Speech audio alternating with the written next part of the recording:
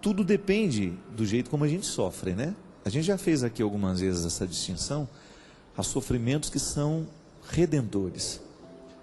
São aqueles que você descobre a razão do sofrer. Então eu estou vivendo uma privação na minha vida, digamos, vou dar um exemplo. Eu preciso passar num vestibular.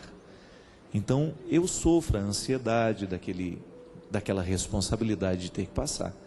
Agora, a partir do momento que eu começo a estudar, eu continuo sofrendo, porque a ansiedade ainda está em mim. Mas eu começo a descobrir o caráter redentor do sofrimento, que é justamente preparar o resultado. Quando nós perdemos alguém, por exemplo, não vamos falar de morte física, não, vamos falar de morte psíquica, né? Que é quando você perde um namorado, quando um amigo te trai, tudo isso causa sofrimento dentro de você. Agora, se você vive este sofrimento de maneira infértil, isto é, sofre por sofrer, como é que a gente sofre por sofrer?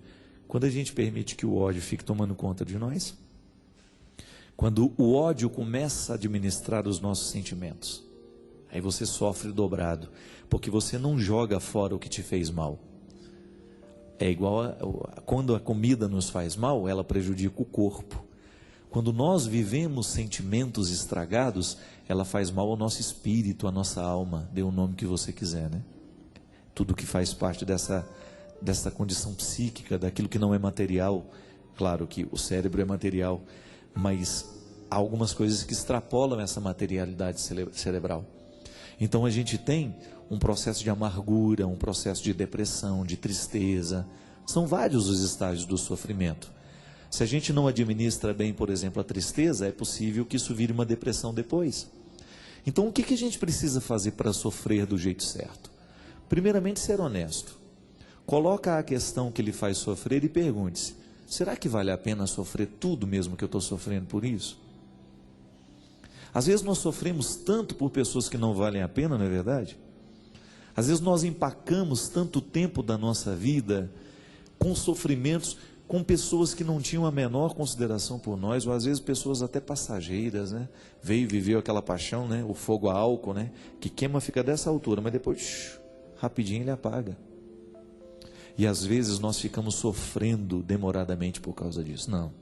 A gente precisa administrar isso. E o único jeito que a gente tem de administrar o sofrimento é racionalizando. No meu livro, Quando o Sofrimento Bater à Sua Porta, está aqui, escrito isso. O que provoca o sofrimento dentro de nós é o jeito como nós pensamos o sofrimento. Uma ideia vai me fazer mal à medida em que eu alimento essa ideia dentro de mim. Agora, se eu reconstruo, se eu substituo a ideia que me faz mal por uma ideia que me faz bem, então eu começo a superar a dor, eu começo a superar o sofrimento. Então a gente pode sim buscar esta realização, a gente pode ser feliz mesmo no momento do sofrimento. Basta que você olhe o sofrimento de um jeito novo, de um jeito diferente, e não fique se amargurando tanto, estendendo demais no tempo a experiência que poderia ser muito bem curta, né? Às vezes nós encontramos pessoas que não fazem a amizade com a vida. A gente tem que fazer esse pacto com a vida todos os dias, minha gente. Todo mundo sofre. Não adianta você pensar que é um privilégio seu você sofrer. Não é. Sofrimento está em todos nós. Se o Christian hoje pudesse contar alguma coisa ele sofreu hoje, eu a mesma coisa, e todos nós que estamos aqui, você que nos acompanha, nós sofremos o tempo todo por questões que são nossas. Agora, você já imaginou se nós vamos parar a nossa vida porque a gente está sofrendo? Então o mundo não vai caminhar mais. E o mais interessante é que quando nós administramos bem o sofrimento, nós crescemos como pessoas. Nós ficamos mais interessantes. Nós ficamos melhores. A gente tem mais história para contar. A gente tem mais conteúdo, digamos assim. O conteúdo da vida está diretamente associado ao que nós sabemos fazer com acontecimentos, com aquilo que nos ocorreu. É isso que mais cedo ou mais tarde a gente vai poder relembrar, a gente vai poder contar, a gente vai poder dar testemunho, a gente vai poder dar exemplo e o melhor, até aconselhar aqueles que estão passando pela mesma situação e não sabem como agir. Precisamos o tempo todo administrar bem o que nos acontece, porque no momento que a gente administra bem a nossa vida, nós ajudamos até a administrar a vida do outro também.